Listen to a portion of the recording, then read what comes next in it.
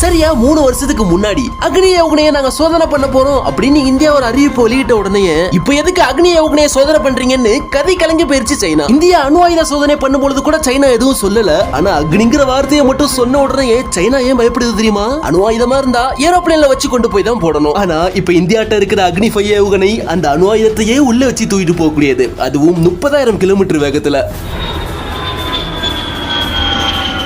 30,000 kilometre வேகனா புரியுதா? கிட்டத்தட்ட இங்க பட்டனை அழுத்தினா அடுத்த 10 நிமிஷத்துல சைனாக்கு போயிரும். தயவு செஞ்சு இந்த ஏவுகணை டிராவல் பண்ற தூரத்தை மட்டும் அதிகரிச்சிடாதீங்கன்னு அமெரிக்கா ஒரு பக்கம் பயப்படுது. காரணம் அக்னி ஏவுகணை எந்த நாட்டுக்குள்ள புகுந்ததோ அந்த நாடே சின்ன பின்னமாயிரும்னு அமெரிக்காவுக்கு தெரியும். சரி, இந்த அக்னி ஏவுகணையை உருவாக்குனது யார் தெரியுமா? உலகமே மிரண்டு போற அளவுக்கு ராக்கெட் இன்ஜின்ல ஒரு ஏவுகணையை தயாரிச்சு அதுக்கு அக்னின்னு ஒரு பெயரையும் வச்சது ஏபிஜே அப்துல் கலாம் ஐயா.